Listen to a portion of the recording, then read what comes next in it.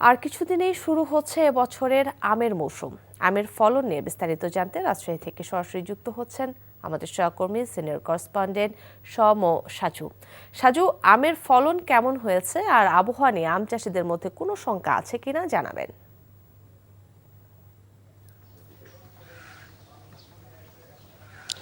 কাকলি, আমি এই মুহূর্তে রয়েছি একটা আম বাগানে। আপনি আমার পিছনে নিশ্চয়ই দেখতে পারবেন যে আম এরই মধ্যে থোকায় থোকা আম ধরেছে এবং আম পুষ্ট হতে শুরু করেছে। এবং আম চাষি এবং কৃষি বিভাগের লোকজনের সঙ্গে আমরা কথা বলে যেটা জেনেছি যে এই মাসের ২০ তারিখ থেকে গুটি জাতীয় আম হয়তো পাড়া হতে পারে এবং তারপর পরেই এই যে অন্যান্য জাতের আম পাড়া শুরু হবে, অর্থাৎ আর আম পেতে ভোক্তাদেরকে বেশি দিন অপেক্ষা করতে হবে না। ২০ থেকে ২৫ দিনের মধ্যেই তারা আম পাবে। আর আপনি যেটা জানতে চেয়েছিলেন যে এবার মৌসুমের শুরুতে কিন্তু রাজশাহী এবং আশপাশের অঞ্চলে চাঁপাইনবাবগঞ্জ, নওগাঁ, নাটোর সহ এই অঞ্চলগুলোতে প্রচুর পরিমাণ আমের প্রচুর মুকুল দেখা দিয়েছিল এবং আবহাওয়া প্রথম দিকে ভালো ছিল এবং তারপরে খরার কারণে কিছু আমের গুটি ঝরে পড়েছে। তবে কৃষি বিভাগ বলছে যে পরিমাণ আমের গুটি ঝরে পড়েছে সেটি স্বাভাবিক, এটি পড়তেই পারে এবং এতে আমের ফলনে কোনো বিপর্যয় হবে না। এবং তারা বলছে যে এবারে যে আম ধরেছে এবং আমের ফলন ভালো হবে এবং আম পুষ্ট হতে শুরু করেছে এবং আম পরিপক্ক আম এবার ক্রেতারা পাবে।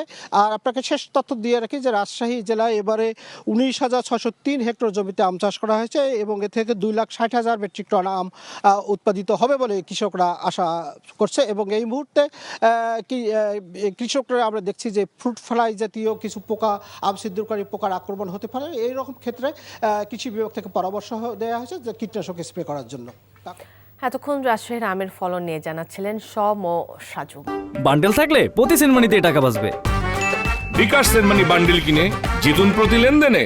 দর্শক, এবারে দিনাজপুরের লিচুর ফলন নিয়ে জানতে সরাসরি যুক্ত হচ্ছি আমাদের সহকর্মী স্টাফ করেসপন্ডেন্ট ফারুক হোসেনের কাছে। ফারুক, জেলায় এবার লিচুর ফলন কেমন হয়েছে? আবহাওয়ার পূর্বাভাসে ফলনের ক্ষতির কোনো সম্ভাবনা আছে কিনা জানাবেন।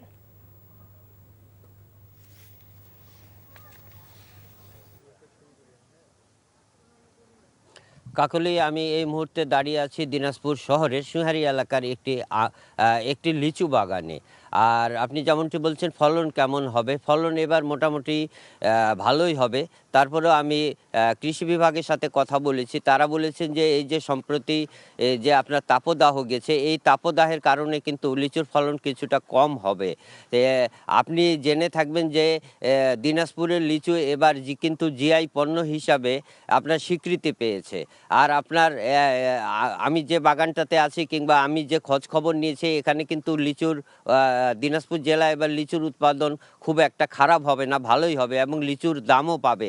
আরেকটি জিনিস বলে রাখি যে দিনাজপুরে প্রায় ৫,৫০০ হেক্টর জমিতে লিচুর আবাদ হয়ে থাকে, অর্থাৎ লিচু বিক্রি হয়ে থাকে প্রায় ৫০০ কোটি টাকার, যা আপনার প্রায় ৩০ থেকে ৩৫ হাজার হেক্টর, ৩৫,০০০ আপনার লিচুর উৎপাদন হয়। সব কিছু মিলিয়ে আপনার আরও ২ সপ্তাহ পর কিন্তু লিচু বাজারে উঠতে শুরু করবে এবং এবারে লিচুর দামও ভালো পাবে।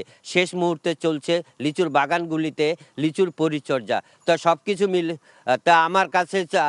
আমার কাছে এই ছিল লিচুর সর্বশেষ সংবাদ। কাকুলি, দিনাজপুর থেকে জানছিলাম লিচুর ফলন সম্পর্কে। বান্ডেল থাকলে প্রতি সেনমানিতে টাকা বাঁচবে। বিকাশ সেনমানি বান্ডেল কিনে জিতুন প্রতি লেনদেনে।